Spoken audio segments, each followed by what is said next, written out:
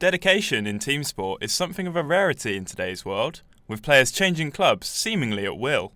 Although they can't offer players big money contracts, at Eastleigh Rugby Club, loyalty is not a problem. Russell Smith is currently in his 19th season with the club after working his way through the ranks, and his love affair with the club doesn't look like ending anytime soon. Even after stepping down as club captain at the end of last season, he is still with the team. It means everything really. I said 20 years is a long time to sort of give up your life and your soul, your body and everything else around it. But yeah, it means everything. The step down from captaincy often takes place at the end of a player's career, but for Smith, concentrating on his game and on his family life is more important.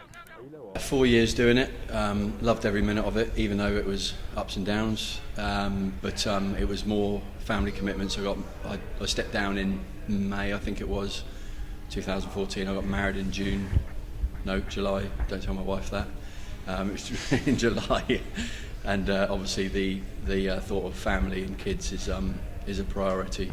To be relieved of captaincy is supposedly said to ease pressures, but the 31-year-old has found that taking away such responsibility has its ups and downs.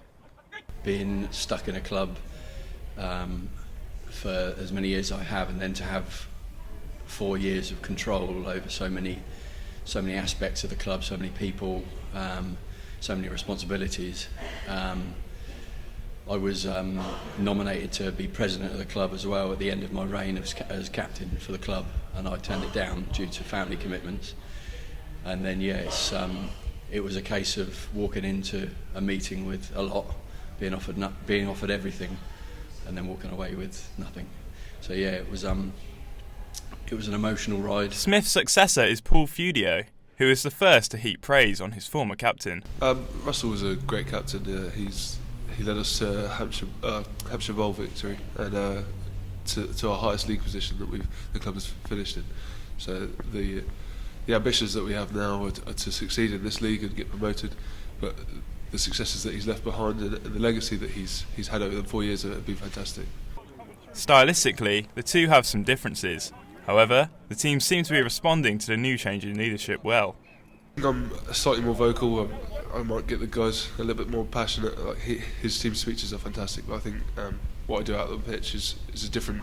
I play a different position, so people might follow me necessarily because they can see me. I'm a lot more out in the open and follow my lead like that.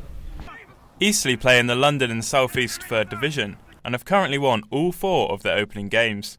They were promoted in 2012, and the change in intensity still remains a shock. I think Hampshire rugby is hard, but the London leagues is quicker. I'd say there's more dynamic in it, and there's certainly more structure.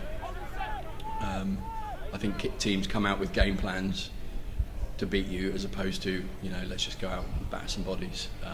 So yeah, it's definitely a step up, an upgrade. Promotion from local leagues to a wider national league has caused its problems for the club, with transport and finances being a real issue. Smith, though, is defiant that no matter how high Eastleigh go, they will always retain their amateur values. We're a club that thrive on grassroots rugby.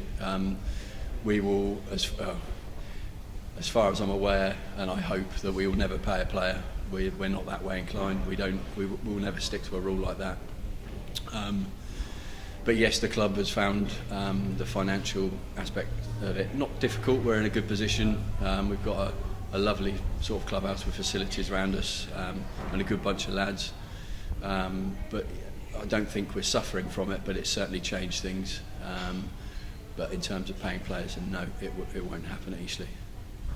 For more information on this and other stories, visit www.solentjournalism.co.uk/sport.